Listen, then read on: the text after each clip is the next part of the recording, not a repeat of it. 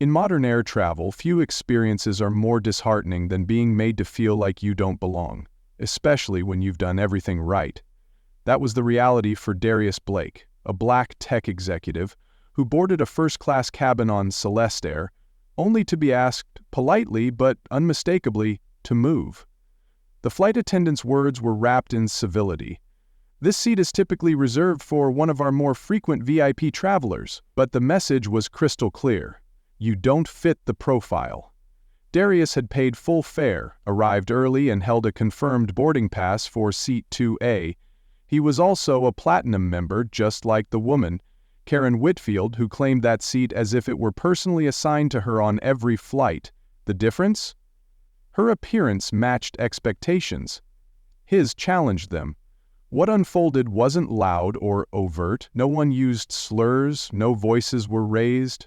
But the discrimination was there, in the assumptions made, the tone used, and the repeated requests for Darius to consider another seat. Even when he presented his credentials, the implication remained: someone else, someone whiter, was more deserving of that comfort and space. Such moments reveal how racism in America has evolved.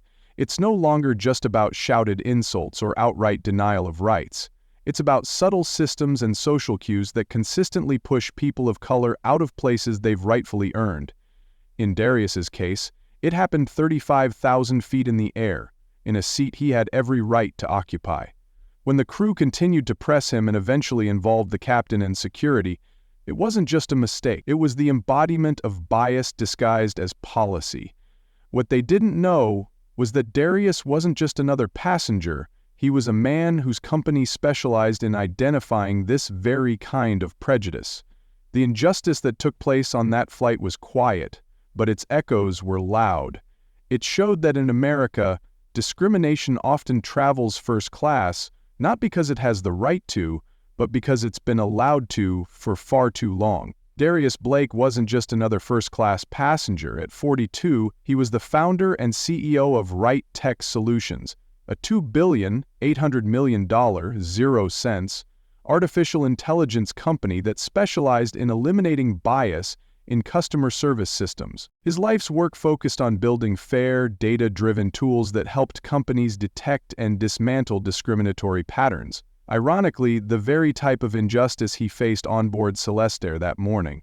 But to understand the full weight of what happened, you have to understand where Darius came from.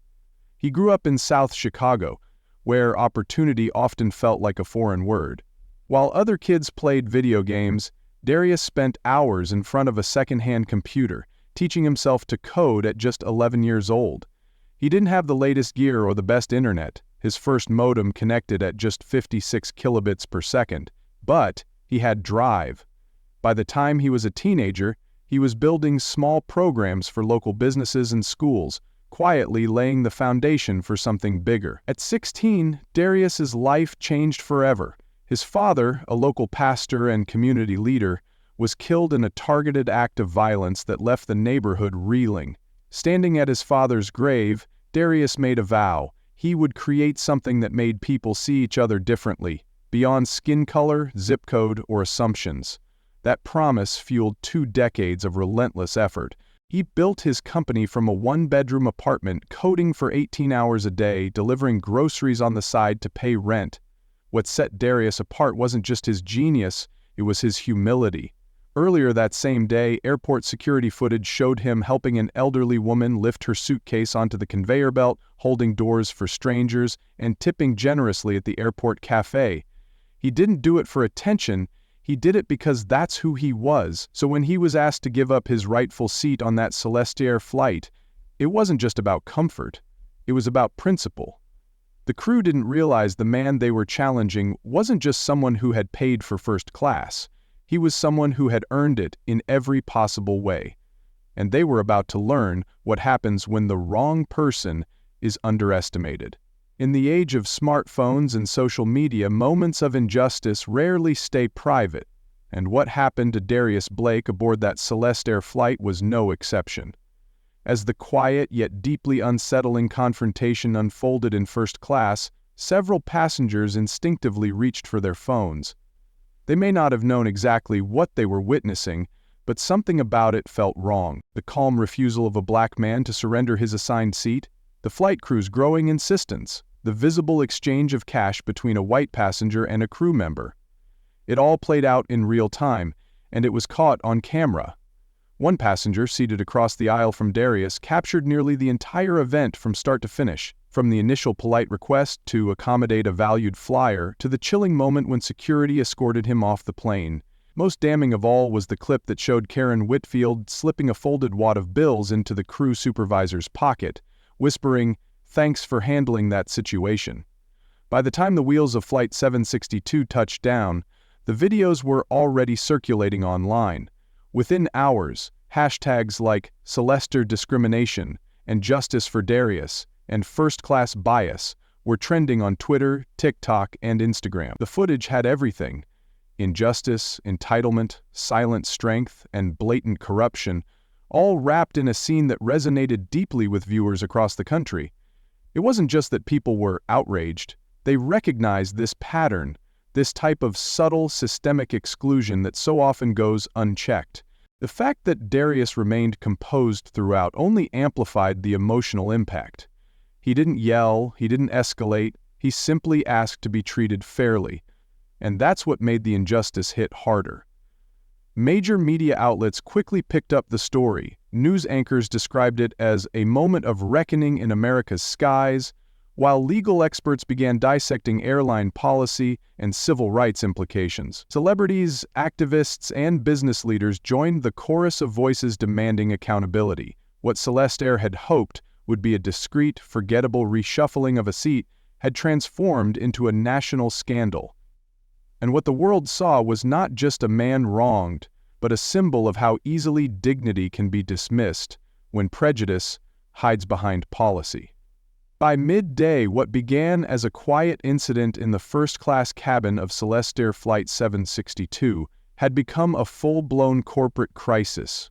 The video footage of Darius Blake, a black tech CEO, being pressured to give up his assigned seat and then forcibly removed, had gone viral, racking up millions of views across social media platforms. From Facebook to Twitter to TikTok, hashtags like Boycott CelestAir and Bias in Sky were gaining momentum by the hour. But it wasn't just the public outrage that shook the company. Behind closed doors, panic was setting in. Inside the sleek glass headquarters of CelestAir, executives scrambled to assess the damage. Their PR department, already stretched thin from a recent customer satisfaction drop, was now dealing with what one insider called the worst brand disaster in company history. The footage was damning. Darius remaining calm, his credentials presented without aggression while the staff fumbled, accepted a bribe on camera and escalated the situation beyond reason. It wasn't just a bad look, it was a legal and ethical nightmare.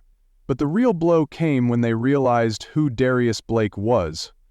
As CEO of RightTech Solutions, a $2.8 billion zero-cents AI firm specializing in anti-bias software, Darius wasn't just another wronged customer, he was also their top acquisition target.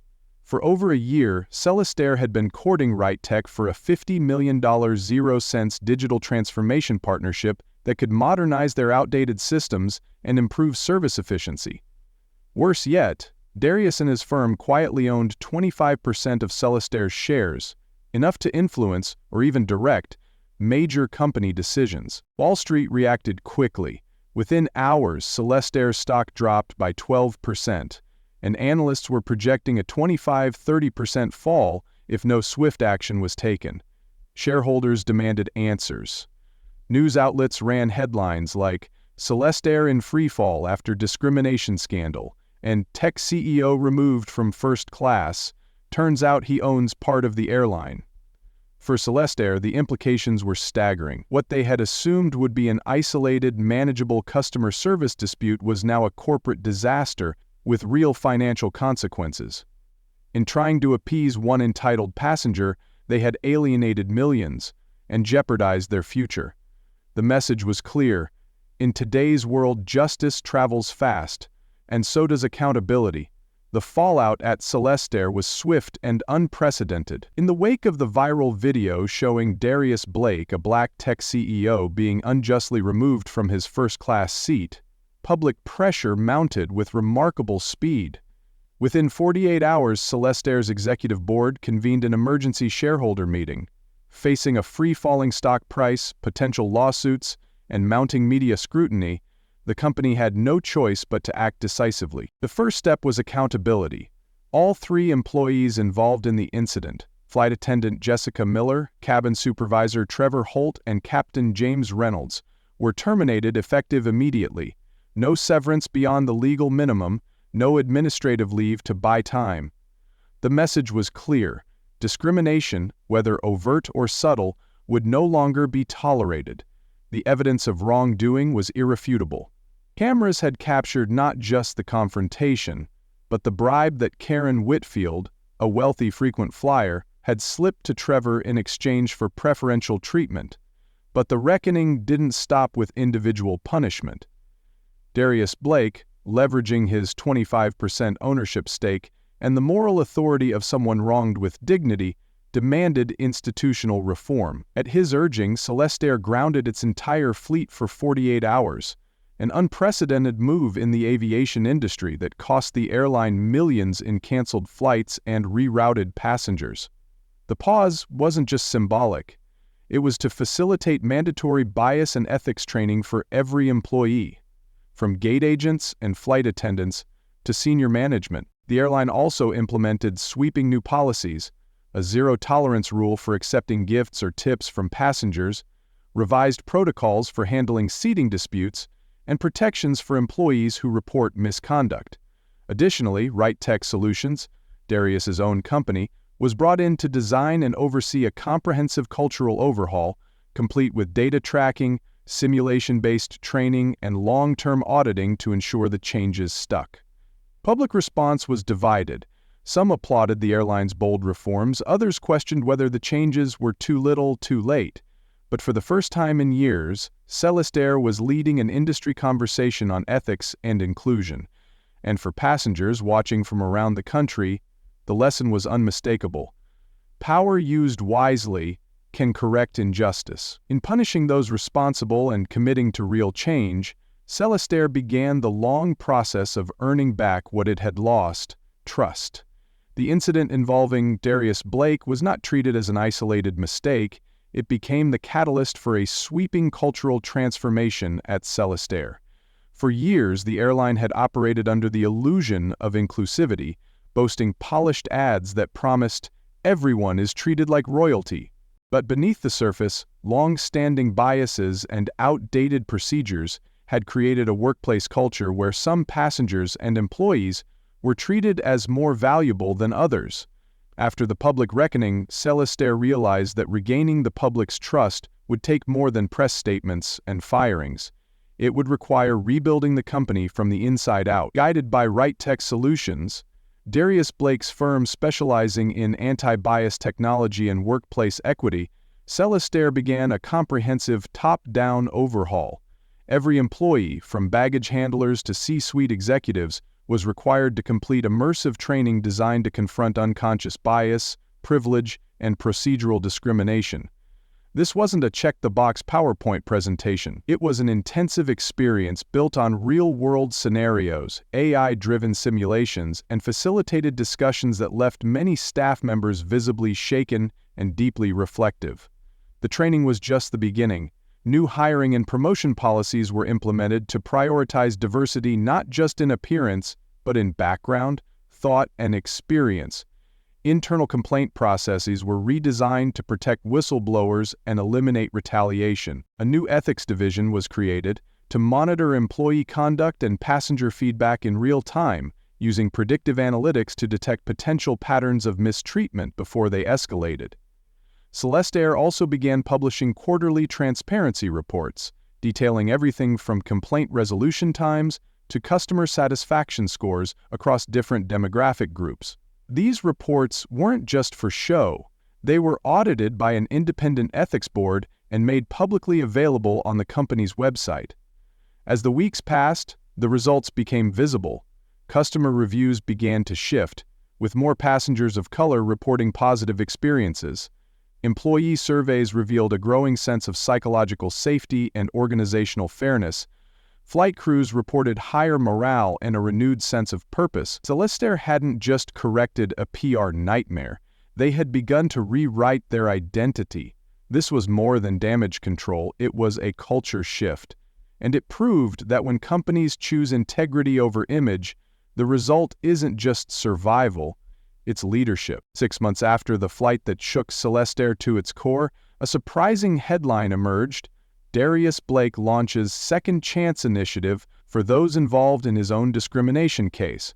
While many expected Darius, the tech CEO wrongly removed from his seat, to focus solely on corporate accountability and policy reform, he instead chose to push the conversation further toward redemption.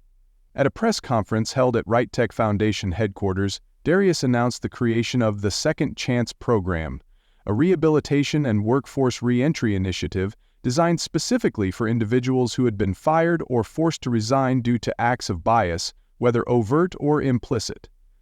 His message was simple but powerful. Accountability is essential, but so is growth. If we don't offer people a path to redemption, we're not solving the problem, we're just replacing. Among the first to enter the program were Trevor Holt, Jessica Miller, and Captain James Reynolds, the very CelestAir employees involved in Darius's removal.